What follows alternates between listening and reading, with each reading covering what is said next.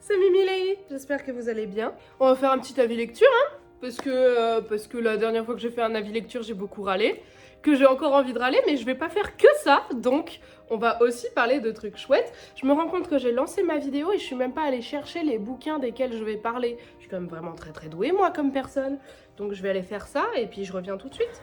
Bon, je pense qu'en fait, on va faire ça en deux parties, hein, comme d'habitude. J'ai beaucoup trop de livres en retard dont il faut que je vous parle. Et en plus, il y en a plein dont j'ai même pas encore écrit les chroniques. Vous voyez, regardez, je me suis arrêtée là, et puis après, j'en ai plusieurs des chroniques qui sont pas écrites. Enfin, là, j'en ai 6 qui sont pas écrites, en fait. Toc, toc, toc. Oui, j'ai lu La femme de ménage. Je vais déjà commencer par vous parler de ça. Je vais pas faire comme la dernière fois, où j'avais, vous savez, j'avais lu les critiques que j'avais écrites dans mon livre, en plus de le faire à l'oral. Je trouve ça un peu trop redondant en fait. Voilà, on apprend et on fait des erreurs et on corrige au fur et à mesure du temps. C'est ça la vie, hein, finalement. Donc, à part pour Breeze, dont j'ai déjà parlé dans une autre vidéo, mais je voulais rajouter une couche et je voulais vous en parler dans un vrai avis lecture, donc dans lequel je vais vous lire juste le commentaire Babelio que j'ai écrit parce qu'il est encore meilleur que ce que j'ai écrit dans mon carnet de lecture, et je vais pas paraphraser ce que j'ai moi-même raconté. Et sinon, eh ben, on est parti. J'ai lu, ah oui, vous l'attendiez celui-là, je suis sûre que oui, Les Aventuriers de la Mer de Robin Hobb. Oui! Ah, enfin, je me suis relancée dans Robin Hobb. J'arrive même pas à me souvenir si quand j'avais lu L'Assassin Royal, j'étais déjà sur YouTube. Je suis même pas sûre. Je crois que je l'ai lu juste avant. Voilà. Je sais pas si vous saviez du coup, mais la première époque de l'Assassin Royal, j'ai l'impression que mon visage est flou. Bon, vous me direz si c'est juste une impression. Bref. Là, quand j'avais lu la première époque de l'Assassin Royal, j'avais eu un espèce de coup de cœur immense pour la plume de Robin Hobb, pour la saga, et parce que j'étais mais hyper embarquée. J'adore la fantasy géopolitique, les intrigues de cour, tout ça c'est vraiment ma came en fantasy. J'aime beaucoup la high fantasy bien complexe, avec beaucoup d'éléments d'intrigue qui s'entremêlent. Vraiment ça c'est énormément mon délire quoi. Vraiment j'adore ça. Je sais qu'il y en a plein des très bonnes sagas. La raison pour laquelle je ne me lance pas dedans, c'est la longueur. Parce qu'en fait, je lis beaucoup moins vite qu'avant, ou en tout cas j'ai moins le temps de lire, donc du coup je lis moins de volume qu'avant. Et j'ai envie de découvrir tellement de choses que bah du coup forcément des très longues sagas très chronophages, j'ai plus de réticence à m'y lancer. Qu'est-ce que j'ai pensé des Aventuriers de la Mer? Eh ben écoutez, j'ai trouvé ça trop chouette. Un petit bémol pour moi, c'est que on m'a tellement dit, tu vas voir c'est encore mieux que l'Assassin Royal, que j'en attendais vraiment énormément. Et en fait j'aurais dû savoir que pour moi ça allait pas être le cas, parce que encore une fois, moi les intrigues de course c'est carrément ma came. Alors que les intrigues pirates, un peu moins. Vraiment là on est sur de la pirate fantasy avec des marchands sur des bateaux, des machins, ça c'est hyper riche, hyper complet. Vous voyez la première intégrale elle fait déjà à peu près 1000 pages et il y en a 3. Donc c'est vraiment très riche. C'est un bonheur de retrouver la plume de Robin Hobb. Tous les personnages sont moraligrés et j'adore ça. J'adore le fait qu'ils soient tous humain, voire humain, un peu crado, vous voyez dans l'idée, ça. Là on patauge dans la fange, on est dans les ports marins, c'est dégueulasse, même sur les bateaux, c'est pas ouf, c'est crado, et les personnages vivent avec ça toute la journée, et donc leur caractère est empli de ce truc là aussi. Je trouve ça vraiment très bien fait. Et effectivement du coup c'est moins plaisant pour moi, et ça n'a pas été l'immense coup de cœur qu'avait été l'Assassin Royal. Mais j'ai évidemment envie de lire toute la saga de Robin Hobb, et je sais que ça va me prendre des décennies, hein, puisque j'ai lu l'Assassin Royal il y a genre 3 ans, et j'ai commencé la première intégrale des Aventuriers de la Mer là. J'ai pas prévu de lire la suite tout de suite, et je sais que après il y a la deuxième époque, la Cité des Anciens, et je ne sais plus quoi, et Le Fou et l'Assassin, donc je sais que j'en ai pour beaucoup de temps encore. Donc ça a été vraiment une très bonne lecture, j'ai beaucoup aimé, ça m'a fait énormément de bien d'avoir une plume très précise et très distincte aussi du reste, parce que franchement ça me manquait un peu l'enchaînement des lectures que j'avais fait avant, qui était pas du tout dans ce style-là, avec, c'était d'ailleurs volontaire, hein, parce que j'ai lu beaucoup de contemporains avant, où on n'avait pas le choix du mot pour te donner l'ambiance. Vous voyez ce que je veux dire? Là, ça m'a fait vraiment énormément de bien de retrouver la plume de Robin Hood et de retrouver ça. Même si... Est-ce que je lui ai mis 5 étoiles? Je suis même pas sûre. Si, je lui ai mis 5 étoiles quand même, mais c'est pas un coup de cœur. Vous voyez, j'ai pas ressenti ce que j'ai ressenti pour Plein Ciel au tout début de l'année et ce que j'ai ressenti pour l'Assassin Royal à la première époque, où d'ailleurs j'avais lu les deux intégrales l'une à la suite de l'autre. D'ailleurs, je pense que j'ai un avis inverse de la majorité des gens sur Robin Hood en fait, parce que pour moi, la première intégrale de l'Assassin Royal, elle était infiniment meilleure que la deuxième. J'ai beaucoup aimé la deuxième, hein, de toute façon j'étais dedans et j'avais envie de savoir. Mais il y en a beaucoup qui m'ont dit « Waouh, la fin de l'Assassin Royal première époque, c'est incroyable, je pensais pas qu'on allait arriver là. » Moi, ça m'a pas trop fait cet effet-là. J'étais là, ok, on est parti là-dedans, plutôt dans cette vibe-là. Et là, effectivement, là, je sens vers où on va. Je sais que les personnages y vont, mais souffrir, voilà. Et je souffre avec eux. Et même si je sais qu'on y va, qu'on va vers ça, je souffre avec eux quand même. Je trouve ça vraiment très très bien fait. J'ai évidemment envie de lire la suite. Je pense que ça va pas arriver tout de suite, parce que j'ai besoin de faire des pauses. Vous savez que de toute façon, j'enchaîne assez rarement mes sagas. Voilà, donc non, trop chouette. Vraiment, je suis contente. Alors, ah oui, Breeze. Breeze de Eva Thorne. Oui, bah on va lire mon avis Bélio parce que je l'ai relu il y a quelques jours et je l'ai trouvé très très bien. Je vais aller le chercher sur mon ordinateur parce que je filme avec mon téléphone et que sinon, bah Bélio c'est sur mon téléphone. Et je vous dis ça, je vous lis ça dans quelques secondes. Alors, je vais vous le lire, donc je suis désolée si mon regard fuit à côté, c'est parce que mon ordinateur est plus bas que mon téléphone du coup, parce qu'il est posé sur ma table basse sur laquelle est posé mon trépied. Et donc je vais regarder comme ça pour vous lire l'avis, donc pardon, vous ne me verrez pas l'espace de quelques temps. Je suis vraiment persuadée qu'il y a un problème de flou là aujourd'hui sur mon... Tant pis. Je me paraphrase pas, j'ai dit. Une absolue catastrophe. Bon, je ne sais pas par où commencer. Je suis une lectrice très éclectique. Je lis de tous les genres et le livre m'a été offert à Noël dans sa version collector car on connaît mon amour pour les beaux objets livres. J'aime la romance, j'en lis peu, mais j'apprécie les belles histoires d'amour. Du coup, j'ai absolument détesté ce livre. On passe 570 pages à ne pas savoir où on va. J'ai eu la sensation qu'il n'y avait pas d'intrigue, on crée des paragraphes à partir de vide. Au début, j'ai cru à un fast burn, on comprend très vite que les deux protas sont déjà amoureux, et quoi? Eh bien on attend de les voir se taquiner pendant 400 pages avant qu'il se passe un truc. On fait un pas en avant, 5 en arrière. Aucune progression, tellement que c'en est affligeant. Les personnages sont creux, on ne sait rien d'eux, de leur personnalité. Ils n'ont pour eux que leur immaturité flagrante. Prenons Romy, on sait qu'elle a été traumatisée par l'absence d'un père, qu'elle a été trompée par son ex et qu'elle aime son meilleur ami. D'accord. Et donc ça fait quoi tout ça dans son comportement? Absolument rien. Il n'y a pas d'évolution, pas même de traits de caractère identifiables. Est-elle naïve, confiante, fragile, excentrique? On voit tout et son contraire. C'est bourré d'incohérences car les personnages ne sont pas construits. Elle a peur des flics, mais elle leur envoie une pique. Elle se sent abandonnée et trahie par les hommes, mais elle a une grande foi en le grand amour. Elle déteste Léa, mais elle trouve qu'elle est peut-être gentille sous sa carapace. Non, c'est vraiment insupportable.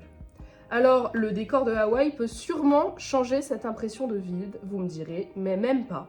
On est frappé très vite par l'absence totale de vocabulaire de l'autrice. Pour faire une description, on dit que c'est magnifique, qu'on regarde en silence pour profiter, et puis on passe à autre chose parce qu'on sait plus quoi ajouter. Hawaï n'a strictement aucun intérêt dans ce livre, mis à part pour le décor plage, pour expliquer les soirées beuveries et nage. La protagoniste est censée être une fan inconditionnelle de cette île, à aucun moment on ne le ressent. J'ai même eu la sensation que même l'autrice ne s'était pas renseignée dessus. Et parlons de ça, le manque de recherche. On est dans une romance, on n'a pas besoin de faire de grandes recherches, mais parfois le manque de connaissance de l'autrice sur des situations qu'elle utilise détruit complètement la suspension consentie de l'incrédulité. J'ai deux exemples, la scène du Space Cake où tous les personnages se mettent à réagir comme des héros Disney, à creuser des trous pour aller à Narnia ou à parler à la petite sirène.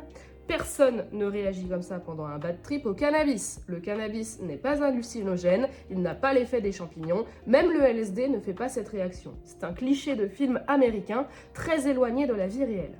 Deuxième exemple, pour moi beaucoup plus grave, l'utilisation du Viagra. Déjà, le Viagra se donne sur ordonnance. Comment Romy peut-elle s'en procurer? Comment ça se passe dans les pharmacies américaines?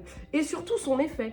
Le Viagra n'est pas un aphrodisiaque. Il n'a comme utilité que de régler la mécanique. C'est la raison pour laquelle il est très utilisé par les personnes âgées.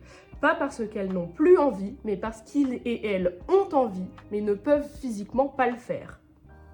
Ici, le Viagra justifie que Tobias se comporte comme un lover en rut, mais ça ne fait pas ça, et ça me pose problème car ça alimente la légende urbaine selon laquelle un homme qui bande a forcément envie et une femme qui mouille également. C'est complètement faux. Les réactions du corps sont parfois déconnectées du désir. Un homme peut avoir envie sans réussir à bander.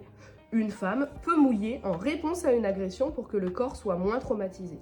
C'est dangereux de véhiculer des idées pareilles car après, certaines personnes vont culpabiliser des réactions de leur corps et remettre en cause ce que leur disait leur tête. Et au passage, arrêtons avec ce male gaze. Par pitié, la première mention du pénis de Tobias arrive à la page 25. C'est pas possible. Et enfin, la forme. Même la forme est mauvaise. Manque de vocabulaire, dialogue à faire lever les yeux au ciel, répétition, parfois dans la même phrase sans effet de style ou narratif, voix intérieure qui paraphrase la narration, profusion d'adverbes en ment et de participes présents, c'est lourd et très mal écrit. Au bout de 20 pages, j'ai décidé de compter les mots grossiers tant il y en avait. Et voici le compteur final, même si je pense en avoir oublié. 136 fois le mot putain, 64 fois merde, 20 fois con et une quantité d'autres. Ça fait un putain toutes les 4 pages. Il est possible de faire des dialogues sans ajouter des grossièretés à toutes les phrases. Ça arrive. Et enfin, je terminerai par ceci, la fin. Donc, spoiler, ici, si vous voulez pas le spoil de la fin. J'ai lu des avis de gens qui ont été chamboulés. Moi, ça m'a fait rire et ça m'a mise en colère. Je ne parle pas de la sad end en elle-même, mais du procédé narratif. C'était un rêve pour y parvenir. C'est vraiment prendre le lecteur pour un con selon moi. Ça fait artificiel, ça fait bâclé, on ne savait pas comment finir alors on résout tout comme ça. Je déteste, mais alors je déteste ce procédé. Et en plus, ça veut dire qu'un tiers du bouquin est une mascarade, déjà qu'il y avait des longueurs inutiles. Vous l'aurez compris, si vous aimez la romance bien écrite, fuyez ce livre. Voilà, il n'y a rien à ajouter, on passe à la suite. Ah, grand écart, j'ai lu Autopsie d'un suicide de Marie-Sophie Charpentier. Je vais en faire un post Instagram. Ça fait vraiment 2 mois que je me dis qu'il faut que je le fasse. Et je vais le faire. Je vais le faire. Je suis vraiment embêtée. J'ai vraiment l'impression que je suis floue, quoi. Putain, mais je comprends pas. Est-ce qu'il y a une fissure qui s'est créée sur l'objectif de ma caméra de mon téléphone? Ce serait hyper chiant. Bon, donc, Autopsie d'un suicide de Marie-Sophie Charpentier, qui est sortie aux éditions Beta Publisher dans la collection À sexe égal, qui est une collection féministe, pour laquelle je suis aussi éditée dans un recueil en janvier. C'est très très dur à lire. C'est un témoignage, déjà, pour commencer. C'est le témoignage, et c'est marqué là, hein, c'est marqué « Il était une fois Madame Pellicot et les anonymes ». Il n'y a pas de doute sur quoi on va parler, d'accord? C'est très grave ce qu'on lit. Et c'est très juste. Et c'est pas sans rire, c'est ça qui est génial. C'est que la plume de l'auteur, l'autrice, elle est hyper sarcastique. Déjà, je la trouve très dure avec elle-même. Moi, je pense que il y a des traumas qui ne sont pas réglés et c'est normal, hein, parce que là, en l'occurrence, elle parle de son ex-mari avec qui elle a passé 20 ans de vie commune. Donc, il y a des choses très très dures qu'elle écrit. On est vraiment sur de la manipulation. On n'est pas sur de la violence physique comme les gens l'entendent, c'est-à-dire on n'est pas sur elle se fait frapper, elle se fait humilier et cracher dessus. C'est plus pernicieux que ça. Et c'est pour ça que c'est hyper grave. C'est parce qu'en fait, on est sur de la dépréciation petit à petit et les techniques de manipulation telles que on va faire croire à sa victime que les idées viennent d'elle pour pouvoir se dédouaner. Et c'est flagrant. Et son ex-mari, du coup, il est un expert là-dedans. C'est touchant, c'est poignant, c'est important comme genre de récit. Il en faut, c'est nécessaire. Je suis pas sûre d'être capable de lire tout de suite avant qu'elle frappe, qui est la nouvelle publication de Beta Publisher sur ce sujet-là. Si j'ai bien compris, c'est l'histoire d'une femme, je pense que c'est un témoignage aussi, qui assigne un ex-conjoint en justice ou des agresseurs en justice, je ne sais plus. Ceux-ci sont acquittés, ou alors quand ils ont purgé leur peine, ils reviennent l'emmerder, et donc elle les défonce avec ses poings, et après on parle de son procès à elle. Je crois que c'est ça leur nouvelle parution. Bref, je reviens là-dessus. Ce sont des livres qui sont absolument nécessaires, vraiment c'est nécessaire. Mais protégez-vous. Ne lisez pas trop de livres comme ça les uns à la suite des autres, ne vous mettez pas vous-même dans des situations traumatisantes. Mais c'est important de se rendre compte de ce qui se passe à côté et c'est important d'ouvrir les yeux sur l'étendue des dégâts que ça peut faire et l'étendue du nombre de victimes. Protégeons-nous quoi, vraiment protégeons-nous. Je sais que je suis assez soulagée parce que je vois qu'en ce moment il y a beaucoup de choses qui changent. Enfin, j'ai l'impression en tout cas et je ne peux qu'espérer que ça continue dans cette voie-là. Bref, les chapitres sont très très courts. Alors je vous montre, mais tac tac, vous voyez, les chapitres sont hyper courts. C'est un dialogue entre la conscience de Marie-Sophie Charpentier et Lucifer et Saint-Pierre pour défendre son bout gras pour savoir si elle va aller au paradis ou au purgatoire parce qu'elle s'est suicidée. Évidemment, dans la vraie vie, ce n'est pas le cas, hein, puisque sinon elle n'aurait pas pu écrire un livre. Mais en fait, elle explique son passage à l'acte, sa tentative du coup, et donc elle l'a fait sous forme de dialogue entre elle, Lucifer et Saint-Pierre, ce qui rend le tout hyper sarcastique et que je trouve vraiment, c'est un angle d'attaque qui est, je trouve, assez pertinent, même si moi je trouve qu'elle se déprécie trop à l'intérieur de ce livre. Je peux que lui envoyer un immense soutien, je peux que vous enjoindre à le lire.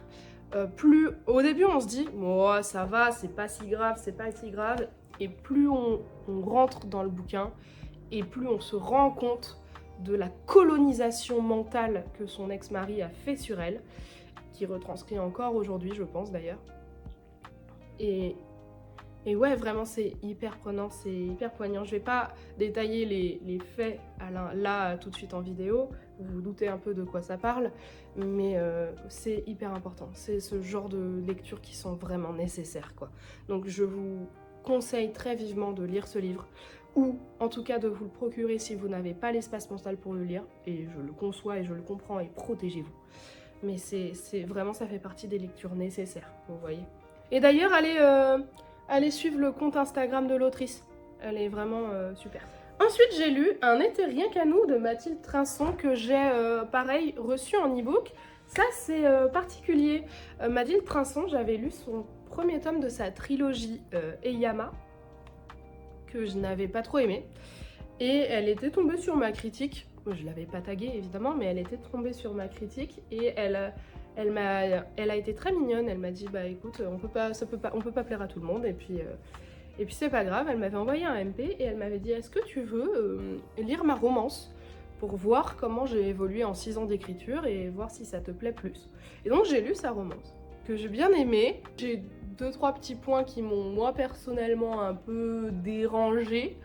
Je sens que ça n'a pas été la meilleure lecture de mon année, mais c'était agréable, c'était divertissant. J'en ai parlé aussi dans ma vidéo récente sur mes recherches de romance parce que, en fait, cette romance-là, pour moi, c'est plus de la tranche de vie que de la romance. Je suis tombée sur un réel de Lotta Lira hyper récemment qui disait grosso modo ce que je disais dedans, donc je suis assez contente de voir qu'on partage le même avis. Pour moi, la romance, et je pense que du coup c'est vraiment la définition du genre, c'est quand on a une relation centrale et des gens qui gravitent autour. Donc la relation c'est souvent 2 personnes, mais ça peut être un couple, ça peut être une question de polya, voilà. Mais il faut qu'il y ait la relation, que ce soit centrale au roman, et que autour gravitent des gens, des situations, etc. etc. Et ce qui m'avait perturbée, c'est que dans Un été rien qu'à nous, même si la couverture et le titre font penser que ça va être l'idée, en fait on n'est pas tant là-dessus, on est vraiment plutôt sur la reconstruction d'Emma et toutes ses histoires amoureuses. On commence le roman, elle est dans une situation d'emprise avec un conjoint toxique. Là encore, on a une petite banalisation du V conjugal dès le début du roman, qui est absolument du coup pour comprendre, hein, c'est pas du tout l'autrice qui banalise, c'est pas ça, hein, c'est pour comprendre la colonisation mentale, encore une fois je reprends ce terme-là, mais il est vraiment très bien adapté, dans laquelle Emma se trouve, voilà, le fait de se dire, bah, de toute façon, c'est normal que j'ai moins envie de que mon homme, machin, machin. C'est pas vrai, mesdames, hein, messieurs aussi, mais mesdames, surtout parce que généralement, c'est surtout les femmes qui ont ce genre de pensée-là, ou auquel il faut faire croire ça. C'est pas vrai. Hein, vous avez le droit d'avoir une sexualité différente de votre conjoint, votre conjointe, et vous avez aussi le droit parfois d'avoir plus envie que lui ou elle, vous avez aussi le droit parfois d'avoir moins envie que lui ou elle, et ce n'est pas un devoir. On ferme la parenthèse. Donc on part sur ce postulat au départ où on fait « lui je l'aime pas ». Et Emma, en fait, elle a une réaction géniale qui est que elle a besoin d'air, elle sait pas d'où ça sort, elle sait pas vraiment te dire pourquoi elle en a besoin, mais elle sait qu'elle en a besoin, et elle va participer pendant l'été à un camp sportif avec des gens qu'elle avait déjà rencontrés l'été d'avant. Et elle va le faire, et elle va le faire toute seule. Et après, en fait, on va voir qu'elle va retrouver un personnage duquel elle était plus ou moins tombée amoureuse l'année d'avant, etc. Il va se passer des choses, mais on gravite autour d'elle, on gravite pas vraiment autour d'une relation. Et en fait, ce qui est très bien fait, c'est qu'au fur et à mesure, on apprend à revivre, si vous voulez. Vraiment, c'est pour ça que pour moi, ça rentre plutôt dans la tranche de vie que dans la romance. Parce qu'en fait, avec le temps, Emma, elle reprend un souffle de vie et elle repère des trucs de « non, ça, je peux plus accepter ce genre de choses ».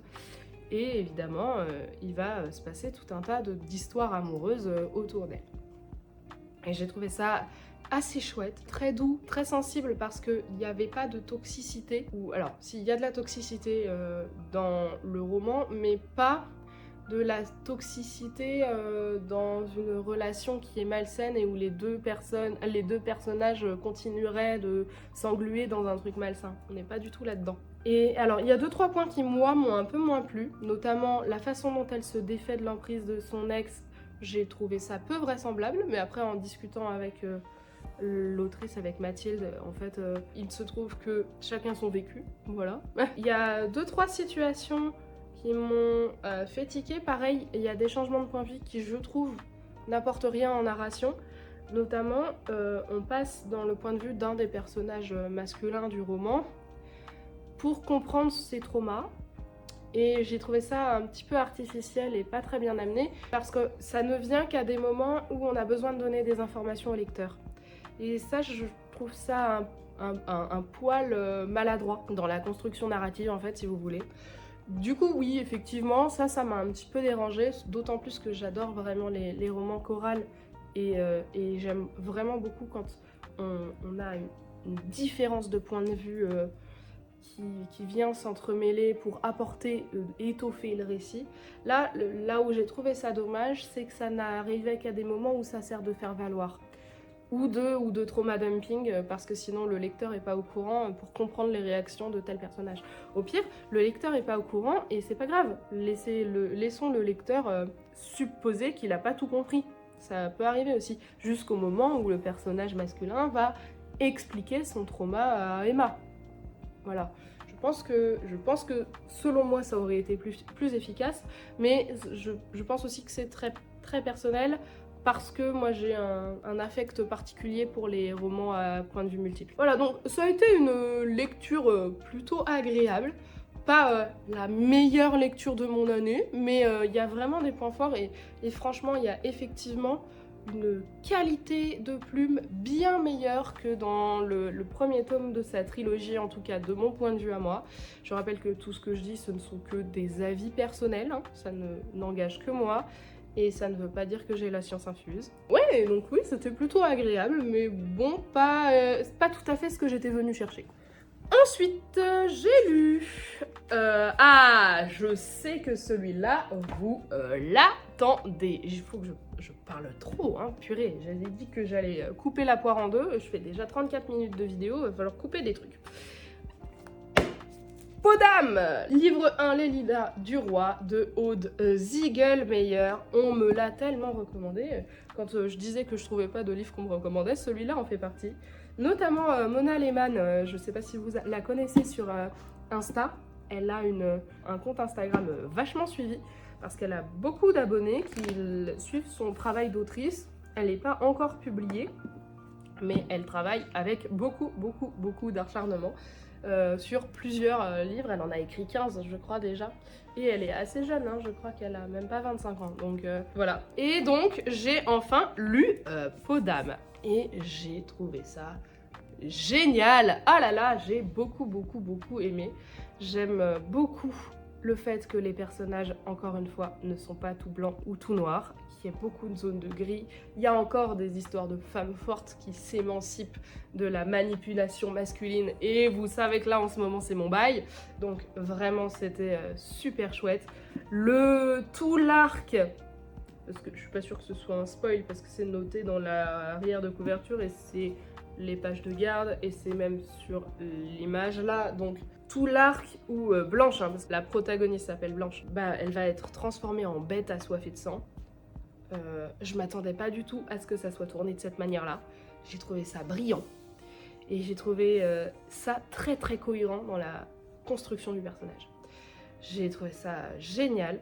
J'ai beaucoup aimé le fait que Blanche au début soit un peu antipathique, parce que on est en empathie avec elle, parce que authentiquement il lui arrivait des trucs de merde. Elle est complètement mindfuck par son avis sur son père qui est merveilleux et génial, et c'est son papa, et c'est une réécriture de Podam, hein, vous avez bien compris, donc vous savez. Donc non, son père n'est pas quelqu'un de très bien, mais en fait elle est complètement matrixée, elle le voit pas du tout, et j'ai trouvé ça mais tellement vrai. La majorité des gens, surtout quand ils ont vécu des traumas et qu'ils se sont raccrochés à une figure paternelle ou maternelle, eh ben, ils l'encensent, et c'est normal. Et là, c'est tellement dépeint avec tellement de réalisme. Donc on est vraiment tout à fait en empathie avec elle, et en même temps, il y a des fois, on a envie de lui dire « Purée, mais bouge-toi, donne-toi un coup de pied au derche, là, et avance, fais les choses par toi-même. » Et c'est un peu cette histoire-là. C'est l'histoire de... bah, elle va finalement se rendre compte au fur et à mesure que oui, elle peut être maîtresse de son destin. Elle n'est pas obligée d'attendre que ça lui tombe dans la bouche, quoi. Parce que c'est pas parce qu'elle a été une princesse choyée qu'elle ne peut pas revendiquer sa propre destinée. Voilà. C'est un peu ça. Je pense que c'est vraiment un récit initiatique. Je pense que, ouais, je serais pas étonnée qu'il soit... Je sais pas, hein, parce qu'encore une fois, je l'ai dit, je suis pas très douée dans la classification des âges, mais je serais pas étonnée qu'il soit classé dans Young Adult plutôt que dans Adulte, parce qu'il y a vraiment une quête de à quoi je sers, ouais. Mais je renvoie à la vidéo de... comment elle s'appelle ? C'est une booktubeuse qui est une libraire qui, avant d'être booktubeuse, est surtout tiktokeuse et instagrammeuse hyper connue. Comment elle s'appelle ? Je suis tombée sur sa vidéo qui parlait de comment différencier jeunesse, young adulte et adulte selon elle dans l'imaginaire. Et je suis assez d'accord avec ce qu'elle dit. Donc voilà, si ça me donne des pistes de réflexion pour savoir comment classer mes bouquins, je pense qu'on peut partir du principe que s'il y a une histoire de quête initiatique, quand le personnage sait très bien qui il est, mais qu'il ne trouve pas sa place dans le monde, on est sur du young adulte. Et puis là, on est vraiment là-dessus. Et j'ai trouvé ça mais très précis, très brillant, très gore. Et j'aime bien, parce que il y a vraiment des passages dégueulasses, quoi. Et encore une fois, c'est pas parce que c'est dégueulasse que c'est ostentatoire. Je sais pas comment dire ça. Mais vraiment, c'était vraiment bien, quoi. Ouais, j'ai beaucoup aimé. Je vous conseille très fort cette lecture. C'est une duologie, je lirai la suite, c'est sûr. Je crois que la suite part complètement sur autre chose. Bon, écoutez, on verra. J'en fais 2 encore, combien il m'en reste là? Oui, j'en fais 2 encore, hein, quand même. Hein. Donc... accélère. Donc je vais vous parler de la Cité des Dames, tome 1, Le secret des 6 cas de Blanche Sabat, qui est une BD qui m'a été prêtée par donc un ami pendant que je faisais un petit week-end de plage en Normandie, que j'ai donc lu à la plage, et que j'ai trouvé ouais, assez chouette. Alors, je suis pas complètement rentrée dedans, parce que j'ai trouvé que c'était un peu lourdeau. Ça amenait les combats et les choses sur des gros sabots. On est vraiment, encore une fois, sur un récit un peu qui se veut féministe et qui veut regardez comme les femmes sont opprimées et comme elles peuvent sortir du patriarcat. Sauf que c'est, selon moi, hein, encore une fois, c'est mon avis à moi, c'est pas fait de façon très subtile. C'est un peu pâteau, quoi. Ça n'empêche pas que l'histoire est sympa, que j'ai pris plaisir à ma lecture. Je suis pas sûre de lire la suite quand elle sortira. Je sais qu'en plus c'est une sortie relativement récente, donc voilà. Mais effectivement, j'ai quand même eu la sensation un peu de cette lourdeur dans l'écriture de regardez, on pointe du doigt les choses qui vont mal.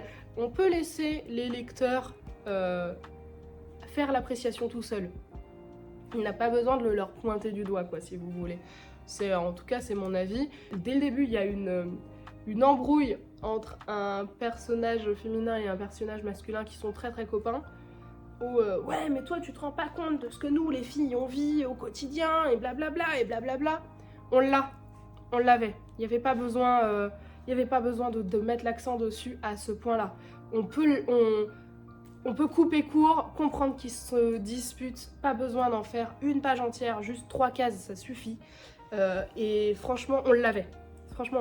Et ouais, j'ai trouvé ça du coup un peu pâteau, un peu lourdeau. Ceci dit, je pressens qu'il y a quelque chose de... Bah alors, il y a déjà énormément de politique dans ce bouquin-là. Je pressens qu'il y a quelque chose de plus pernicieux qui va se détailler dans la suite. Parce que là, c'est un tome 1, hein, donc il va y avoir une suite. Et je sens qu'il y a l'un des personnages, notamment, qui est... Je le sens pas. Il est dépeint dès le début comme plutôt côté des gentils.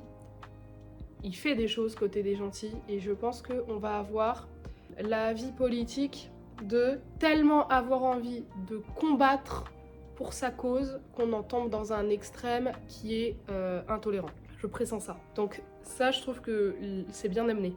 Si ça va jusque-là, je trouve ça bien amené.